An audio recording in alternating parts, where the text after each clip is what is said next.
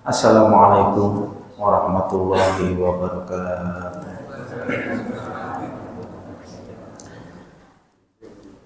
Innal hamdalillahi nahmaduhu wa nasta'inuhu wa nastaghfiruh wa na'udzu billahi min shururi anfusina wa min sayyiati a'malina may yahdihillahu fala mudilla lahu wa may yudlilhu falan tajida lahu waliyyan mursyida.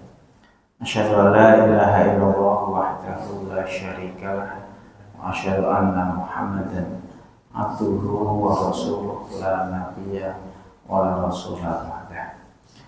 Amma ba'du, Bapak Ibu jamaah salat Isya Masjid Al-Mukarramah ingkang dimuliakan Allah Subhanahu wa taala. Alhamdulillah wonten dalu menika kita tasih pinaringan nikmat sehat, nikmat iman Islam, nikmat saged nindakaken salah setunggaling kewajiban. Ya menika nindakaken salat Isya kanthi berjamaah, mungkin apa ingkang sampun kita tindakaken menika pikantuk ridhonipun Allah Subhanahu wa taala. Shalawat ugi salam kunjuk dumateng Nabi Muhammad sallallahu alaihi wasallam.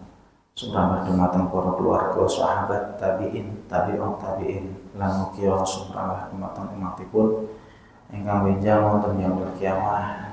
Insyaallah termasuk kula lan dengan sami sedaya napa syafaatipun Rasulullah sallallahu alaihi wasallam. Bapak Ibu rahimakumullah, alhamdulillah wonten dalu menika saged kepanggih malih ngaosan bab fikih ibadah. Mbok pilih 3 pertemuan.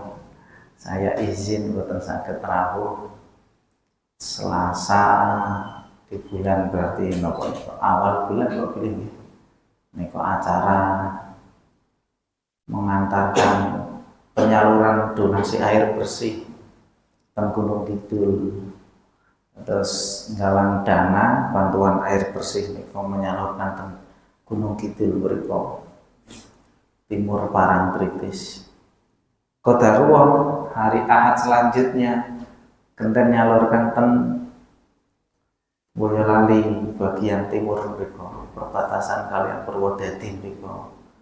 Di hari napa gitu daerah Wonosamudra, daerah Wonosamudra, Wonosegoro niku wonten mriku. Karena Selasa kemarin menemani kegiatan santri habis ujian acara liburan ngakem wonten Lawu Tiganting. Alhamdulillah niki saged. Hampir saja juga tidak bisa datang, tapi waduh mula masbuk tawatis mun di WA kali Mas Amir, insyaallah saged. Lah kok hampir saja mboten nggih.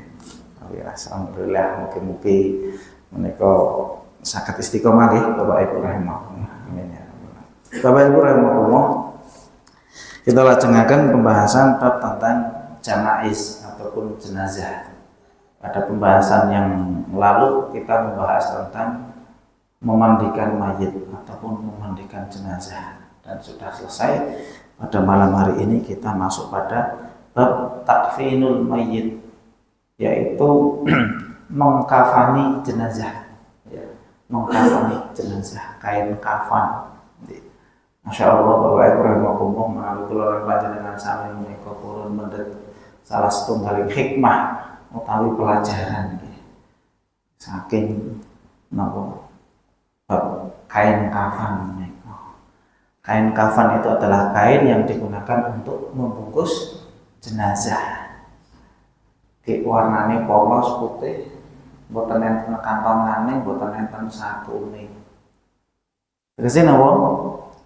Nggih, tegese niku bahwa siapa saja yang meninggal di kalangan kaum muslimin, umat Islam maksudnya, karena barangkali orang-orang non-muslim ketika meninggal mereka tidak dikafani, malah mungkin dipakaikan jas necis. Tapi kita umat Islam, ya, oleh Rasulullah SAW diajarkan bahwa ketika seorang muslim itu meninggal, maka kemudian jenazahnya dibungkus dengan kain kafan. Kain yang polos, putih polos, kayak mboten enten sakune, mboten enten kantongan, tegese napa? bahwa ketika kita meninggal dunia itu kita tidak akan membawa apa-apa. Kita tidak akan membawa apa-apa. Engkang dibeto nggih namung sangune nggih namung amal kula lan panjenengan sami. Ada orang meninggal dalam kondisi sedang mencari harta. Sik nyambet damel, golek bondo, qadarullah kemudian meninggal. Bondone dibeton apa mboten? Mboten. Nah, itulah satu pelajaran yang bisa kita ambil dari yang namanya kain kafan. Nih, wau kula maos niku enten salah satu tulisan. Nggih. Nyun sewu. Terus di tulisan itu ngeten. Nek yang meninggal itu orang kaya.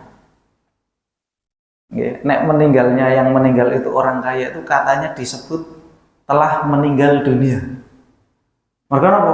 Bondone akeh, kayak ngono ditinggal. Mula disebut telah meninggal dunia almarhumah ya. Mergo wong sugih. Lah, nek yang meninggal itu nyuwun sewu. Orang miskin itu bukan meninggal dunia. Sudah tutup usia. Yuswane wis tutup. Lah nek arep ngomong meninggalkan dunia wong ora duwe bondo kok. Katanya seperti itu. Lah bisa ngeten iki. Oh iya, menarik juga kan gitu. Terus enten tulisan. Dadi nek sing mati niku wong sugih dijenengi meninggal dunia. Mergo napa? Bondone akeh bar ngono ditinggal mboten dibetok. Meninggalkan dunianya gitu. Tapi nek sing meninggal menika nyuwun sewu, orang miskin namanya pun tutup yuswa. Nggih, sudah menutup usia. Usianya sudah ditutup. Mergo nek arep dijenengi meninggal dunia wong ora duwe bondo kok ditinggal ngeten niku. Wa bisa. Nika nggih satu pelajaran yang bisa kita ambil dari yaitu filosofi kain kafan. Ini kain yang polos yang nantinya akan membungkus kita. Ya klambine nggih niku nggih kek mboten enten kantongane, mboten enten napa-napa nih, dalam artian bahwa ketika kita orang Islam itu meninggal, tidak ada yang dibawa kecuali amalan kita masing-masing. Dan itu menyangka sanggup kula panjenengan sami. Ngeten nggih Bapak Ibu rahimakumullah, itulah bab kain kafan. Mula jan-jane nek kula nate gojekan nih Bapak Ibu rahimakumullah. Ning ampun ditiru. Kula gojekan kali karo kula, sok tak tekoke klambi ya. Maksudnya seneng. Ayo Mas tak pakai klambi. Ya, klambi sesuk ya. Muring-muring langsung. Wah, tak pakai klambi. Neng akhirnya nggih kula pesen. Nggih. Kula pun pesen. Dikirim ke mriko Pekalongan. Kula pesen kali mbok kula, Mbok. Kula kirimi kain kafan. Nggih, terus ampun siap nika nggih pun angsal kiriman ping mboke mriku. Satu paket kain kafan pun lengkap niku. Terus pun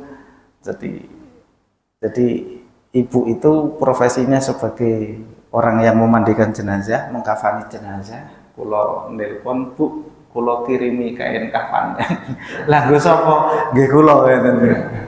Nggih kula. Niku dadi pun lengkap, pun enten minyake, pun enten kapur barus, pun enten kapas, pun lengkap, pun satu paket. Nah, wis alhamdulillah pun gadah klambi anyar niku. Nah, ngeten niku. Wa alam bisawab. Nggih, Bapak Ibu rahimakumullah. Kita masuk takfinul mayyit, mengkafani mayit. Huwa fardun kifayah. Mengkafani mayit itu hukumnya adalah fardu kifayah. Fardu kifayah sami. Hukum memandikan jenazah juga hukumnya fardu kifayah. Dalam artian apabila sudah ada sebagian kaum muslimin yang melaksanakannya, maka yang lain kewajibannya gugur. Ya, tidak wajib. Jadi hanya sebagian saja.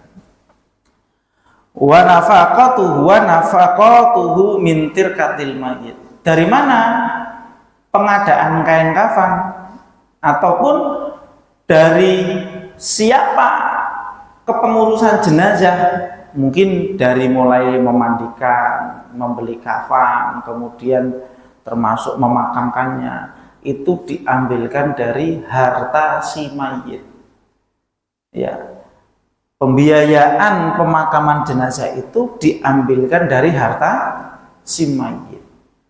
Kalau si mayit punya harta, dan didahulukan untuk proses pemakaman itu didahulukan dari hutang dan wasiat. Terus misal ada orang kok meninggal, kemudian dia punya harta, lajeng kok nggak ada wasiat dan juga punya hutang, maka harta itu digunakan dulu untuk proses pemakaman, untuk dibelikan kain kafan, untuk mungkin membayar tenaga untuk menggali kubur dan lain sebagainya. Baru kemudian ketika sudah ada sisa harta, baru kemudian dibayarkan untuk hutang dan juga ditunaikan wasiatnya. Niku nggih. Dados urutane ngeten. Jadi harta itu untuk pengadaan kain kafan diambilkan dari harta si mayit. Kalau dia punya harta. Fa illam yakun lahu tirka, seumpama si mayit itu kok tidak punya harta. Nggih. Insyaallah nggih qadarullah. Yang meninggal ini juga itu tadi orang miskin tadi. Maka siapa yang mengadakan membelikan kain kafan ataupun siapa yang mengurusi untuk pemakamannya, fa'ala man talzimahu nafaqatuhu fi halil hayah, maka yang berkewajiban untuk mengadakan kain kafannya adalah orang yang berhak menafkahi semasa hidupnya. Jadi kalau semisal yang meninggal adalah istri, berarti yang berkewajiban adalah suami. Suami berkewajiban untuk mengadakan kain kafan. Atau yang meninggal anak, ya seumpama anak tidak punya harta, nah, berarti orang tuanya yang mengadakannya. Ini nggih. Terus intinipun satu, bahwa pengadaan kain kafan itu diambilkan dari harta si mayit apabila punya harta. Kalau ternyata si mayit tidak punya harta, maka bagi orang yang berkewajiban menafkahi si mayit ketika hidup. Kemudian selanjutnya, seumpama nggih mboten gadah keluarga, hidup sebatang kara barangkali sendirian, kayak wis kondisinya miskin, hidup sebatang kara, maka dari mana? Fa'ala jama'atil muslimin al-mustati'in, maka boleh, entah itu mau diambilkan dari ada orang yang mungkin mau berbuat baik, ya wis tak tukokne kain kafan misal, boleh. Atau seandainya mau ditanggung oleh satu instansi, entah itu dari RT, entah itu dari masjid, nah maka yang demikian juga boleh. Kalau seandainya tidak ada orang yang menafkahinya. Kemudian selanjutnya wa aqallul kafani saubun wahidun. Yang wajib kain kafan niku, yang wajib itu adalah satu helai. Satu lembar, satu helai kain. Yang wajib adalah satu helai kain yang menutupi seluruh tubuh si mayit. Niku engkang wajib. Terus menawi engkang berlaku wonten masyarakat kita menika kok bagi mayit laki-laki 3 helai, bagi mayit perempuan 5 helai, itu sunnahnya. Sunnahnya memang seperti itu. Tapi yang wajib seumpama kondisine si mayit itu miskin, ya, kemudian kok dia hanya memiliki satu helai kain, nah, maka itu digunakan untuk kafan. Dan yang wajib adalah untuk menutupi seluruh tubuhnya. Karena enten setunggaling napa nggih riwayat. Ini pada kisahnya sahabat Mus'ab bin Umair. Terus Mus'ab bin Umair niku riyen saderenge mlebet Islam niku dia adalah seorang pemuda yang kaya raya.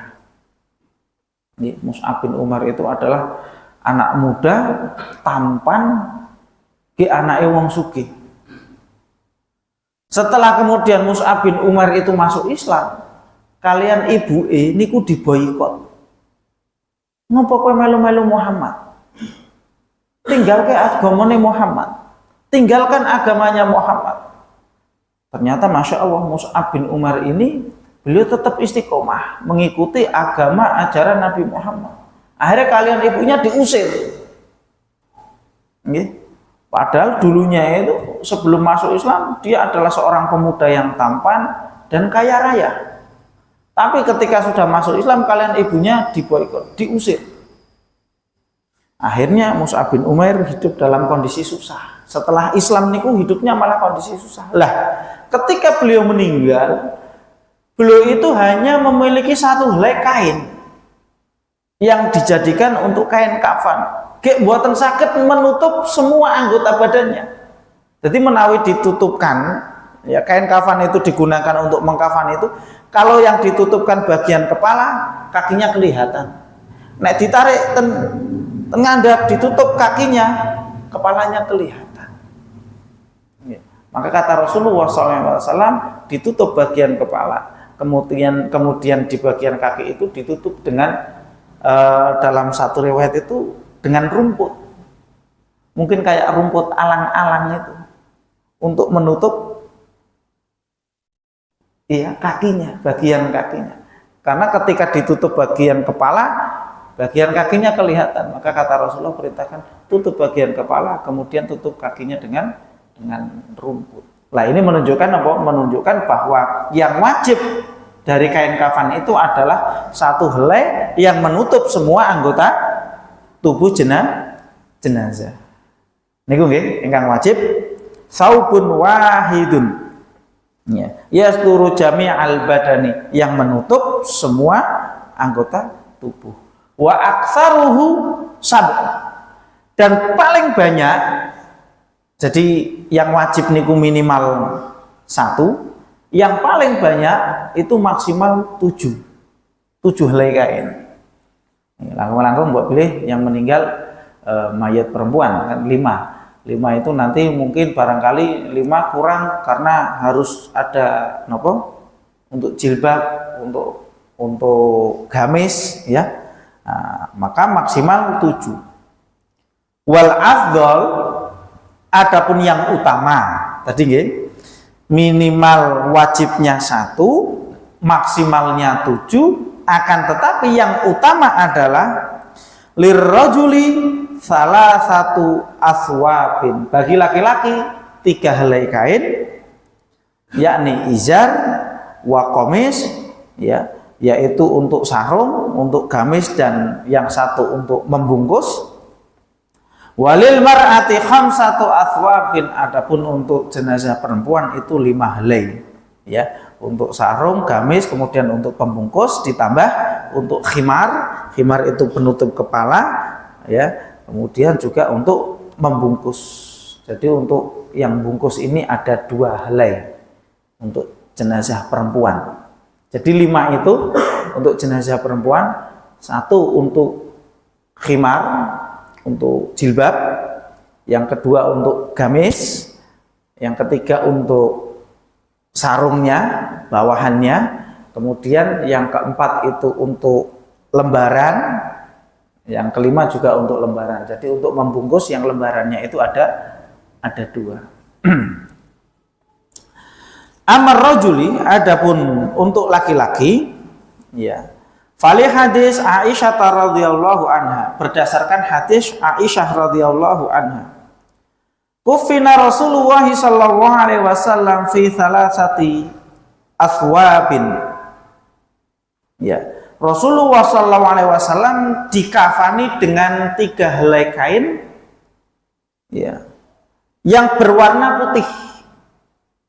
Ya, disunahkan nanti untuk kain kafan itu sunnahnya adalah kain kafan itu yang warna putih. Sunnahnya warna putih. Ya, berarti seandainya hanya memiliki selendang barangkali yang itu bisa digunakan kain kafan, mungkin saking miskinnya tidak punya harta, maka dikafani dengan selendang itu. Ya, tapi paling afdal adalah dengan warna putih. Laisa fiha qamisun wala imamatun, tanpa dipakaikan gamis dan juga tidak dipakaikan imamah. Berarti Rasulullah menurut hadis Aisyah, Rasulullah niku dikafani dengan 3 helai kain kafan yang semuanya dibungkuskan. Nah, jadi 1 helai, kemudian di atasnya kasih lagi 1 helai, di atasnya 1 lagi, 3 helai, berarti 3 helai, maka kemudian ditutupkan. Di sini laisa fiha qamisun, beliau tidak dipakaikan gamis, wala imamatun, dan juga tidak dipakaikan imamah. Imamah itu nopo nggih? Kayak sorban. Nah, niku sorban. Nah, jadi langsung 3 helai kain kafan itu langsung dibungkuskan. Wal qamis ghairu mustahab indal jumhur, bahkan menurut jumhur di sini gamis itu tidak dianjurkan. Akan tetapi mungkin di beberapa daerah ya itu ada juga yang ketika jenazah laki-laki itu tetap dibuatkan untuk gamis, ya itu tidak masalah. Ini pun mboten napa-napa. Ya, lah seandainya memang kok 3 itu dirasa kurang, maka diusahakan dengan bilangan ganjil. 1 yang wajib, menawi afdalnya itu 3, kok 3 masih dirasa kurang, berarti 5, maksimal 7. Gitu. Diusahakan dengan bilangan ganjil. Ya. Dan juga hadis Abdullah bin Abbas anna Rasulullah sallallahu alaihi wasallam ya kufana fi thalathati athwabin. Ya. Rasulullah sallallahu alaihi wasallam dikafani dengan 3 helai kain. Gitu ya. Nah, ini hadis untuk kain kafan laki-laki. Wa ammal mar'atu, adapun bagi jenazah perempuan, fali hadis Lailah Ats-Tsaqafiyah. Ya. Dari hadis Lailah Ats-Tsaqafi ketika mengkafani Ummu Kulsum binti Rasulullah sallallahu alaihi wasallam inda wafatiha bi khamsati aswabin. Jadi ketika putri Rasulullah sallallahu alaihi wasallam yang namanya Ummu Kulsum itu meninggal, putri Rasulullah itu dikafani dengan 5 helai kain. Ya dulu annal masyru' fi kafanil mar'ati ayakuna izaran wa qamisan wa khimaran wal lafafatan, ya.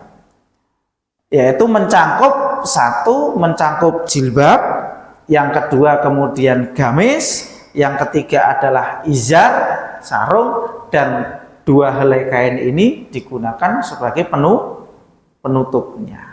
Nah, 5 helai kain. Ini untuk jenazah perempuan. Ini kok nggih. Kemudian selanjutnya wa tabkhulul akfan ma'ada zuhral lafafatil ulya, disunahkan untuk kain kafan itu diberikan wewangian, ya, diberikan wewangian. 1 helai kain dibentangkan, nah, kemudian diberikan wewangian. Kemudian kain yang kedua dibentangkan, kemudian diberikan wewangian. Kain ketiga dibentangkan, nah, kemudian jenazah ditaruh, lah nanti yang diberi wewangian itu si jenazahnya nanti. Ini insya Allah nanti mudah-mudahan ada praktek ya Bapak Ibu remakum. Karena ngeten iki sosok teori niku grambian, ya teori piye to. Nah, dan juga dalam hal teknis pembungkusan niku tidak ada aturan baku, karena bisa jadi menyesuaikan fisik jenazah. Jadi pernah satu ketika terjadi kasus jenenge kain kafan ya, yang mungkin lebarnya segini kurang lebih, ya lebarnya itu. Ternyata nek langsung dibungkuskan itu ndak mencukupi, tidak nutup. Nah, maka nanti caranya kain kafan itu tadi mboten enten aturan baku kok kudu 3 helai ditumpuk kabeh ning dhuwur. Nah, tidak harus. Menyesuaikan. Nanti ditaruh agak miring ya. Agak miring nanti yang tengah itu lurus. Nah, sehingga kemudian bisa menutup semua anggota tubuh. Nah, niku nggih. Nah, terus niku. Mboten enten istilahnya aturan baku harus seperti ini lah, tinggal nanti menyesuaikan. Ya, karena tadi ya berdasarkan hadis riwayat Mus'ab bin Umair tadi hanya memiliki 1 helai kain, ketika ditutup kepala kakinya kelihatan, ditutup kaki kepalanya kelihatan. Nah, itu nanti tinggal teknisnya bagaimana. Kemudian selanjutnya haram at-takfinu bil harir. Haram hukumnya kain kafan dengan menggunakan kain sutra. Ya, bagi laki-laki tidak boleh. Ya, bagi laki-laki tidak boleh ya menggunakan kain kafan dengan kain sutra. Ya. Atau sesuatu kain yang ada bordiran-bordiran dengan benang-benang emas. Nah, itu juga tidak boleh, ya. Ataupun dengan perak, ya. Adapun bagi jenazah perempuan, sebagian ulama membolehkan, tapi lebih baiknya tidak. Ya, sebagian ulama bagi jenazah perempuan boleh dibungkus dengan kain sutra, ya. Tapi lebih baiknya tidak, gitu ya. Karena termasuk khawatir nanti masuk dalam kategori menghambur-hamburkan harta. Kayak ya paling kain kafan kan gitu nggih. Habis itu ya sudah kain kafan untuk dimakamkan.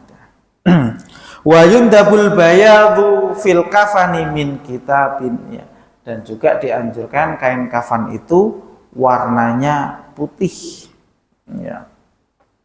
Warnanya putih. Sebagaimana Rasulullah SAW beliau bersabda, ilbasu min thiyabikumul bayat, pakailah oleh kalian pakaian yang berwarna putih. Ya, ternyata pakaian warna putih itu adalah sunnah. Fa innaha min khairi thiyabikum, karena sesungguhnya warna putih itu adalah sebaik-baik pakaian kalian. Wa kafinu fiha mautakum, dan juga kafanilah ya jenazah-jenazah kalian dengan kain yang berwarna putih. Wa yustahabbu tahsinul kafani min ghairi mughalatin, dan juga disunahkan untuk memperbagus kain kafan. Maksudnya memperbagus kain kafan itu pripun? Ya ketika mengkafani itu ya bagus, rapi. Ngaten nggih, bagus rapi. Ya tidak kendu, tidak kan tidak ditarik itu nanti, sehingga ikatannya itu tidak kuat dan nanti khawatir bisa tersingkap. Nggih, khawatir bisa tersingkap. Sebagaimana hadis Rasulullah SAW, idza kafana ahadukum akhahu falyuhsin kafanahu. Ya, apabila salah seorang dari kalian mengkafani jenazah saudaranya, maka hendaklah perbaguslah dalam mengkafaninya. Ya. Ai bi ayyahtarahu abyad nadifan sabihon kasifan, dipilihkan kain kafan yang berwarna putih, kemudian yang bersih, yang suci, ya. Kemudian juga bisa menutup seluruh anggota tubuh.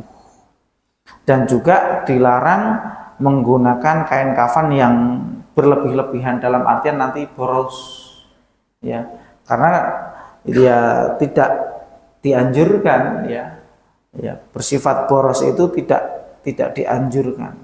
Bahkan dalam sebuah riwayat kata Rasulullah SAW, ya karena kain kafan itu juga nantinya cepat rusak, ya cepat membusuk.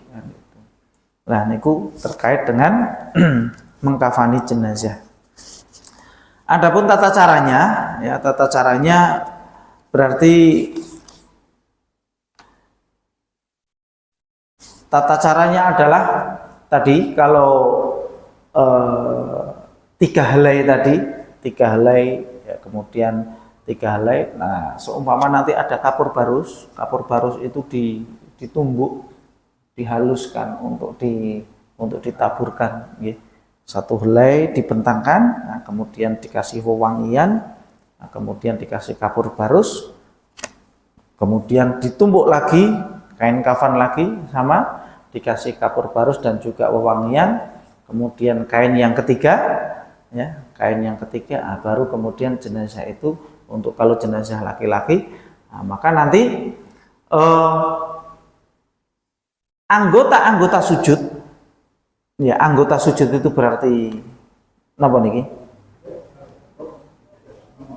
Kening, ya kemudian telapak tangan, kemudian lutut dan ujung-ujung kaki, ujung-ujung jari ini, ya diberi wewangian, ya diberi wewangian, kemudian juga diberi kapas, termasuk di bagian sela-sela seperti nyun sewu ketiak, di bagian ketiak itu diberi kapas. Nah niku nanti seperti itu. Nah, kemudian dibungkuskan, ya kain yang sebelah kiri dibungkuskan ke sebelah kanan. Nah, kemudian sebaliknya sebelah kanan itu dibungkuskan di sebelah kiri. Begitu seterusnya. Kemudian disediakan paling tidak ada 5 untuk tali, ya, 5 untuk talinya. Jadi untuk bagian atas, kemudian leher, kemudian nanti tengah, ya, lutut dan bagian bawah. Atau seandainya tiba-tiba nyuwun sewu jenazahnya dawa ngoten niku, wong dhuwur ya. Nek taline 5 semisal kok kurang maksudnya ndak apa-apa, berarti ditambah. Diusahakan dengan bilangan ganjil. Jadi tidak ada aturan baku kok taline kudu 5, taline kudu 7 gitu. Tidak ada aturan seperti itu, ya sesuai kebutuhan. Niku nggih. Berarti nek kalau jenazah perempuan 2 helai kain, ya 2 helai kain untuk bungkusnya, kemudian untuk bagian atasnya itu untuk jilbab, bagian tengah itu berarti untuk gamisnya, bagian bawah untuk sarungnya. Nah, baru kemudian jenazah ditaruh. Jilbabnya berarti nanti dipakaikan, kemudian dipakaikan gamis dan sarungnya, baru 2 kain yang besar itu digunakan untuk membungkus. Wa a'lam bishawab. Lah niku bab terkait dengan mengkafani jenazah. Insya Allah, bismillah nggih. Nah, mudah-mudahan nanti bisa kita praktekkan nanti setelah selesai pembahasan jenazah semuanya kita selesai. Cekap nggih, Bapak Ibu rahimakumullah nggih. Ya, alhamdulillah boleh kita cukupkan kajian pada malam hari ini, ya, yakni pembahasan tentang takfinul mayyit, mengkafani jenazah. Insya Allah bab selanjutnya adalah as-sholatu alal mayyit, mensolati mayit ataupun mensolati jenazah. Jadi ada 4: memandikan, mengkafani, menyolati, kemudian memakamkan jenazah. Itu adalah hakul mayit, haknya si mayit. Makaten Bapak Ibu rahimakumullah ingkang saged kula aturaken wonten pengaosan dalu menika, mudah-mudahan menambah pengetahuan khususnya bagi kami pribadi dan juga jamaah sekalian. Mohon maaf apabila ada kesalahan-kesalahan dan apabila ada benarnya itu datangnya dari Allah Subhanahu wa taala. Astaghfirullahaladzim katsiran. Kita tutup dengan bacaan hamdalah dan kafaratul majlis. Alhamdulillahirabbil alamin, subhanakallahumma rabbana wa bihamdik, Asyhadu an la ilaha illa anta astaghfiruka wa atubu ilaik. Billahi taufiq wal hidayah. Assalamualaikum warahmatullahi wabarakatuh.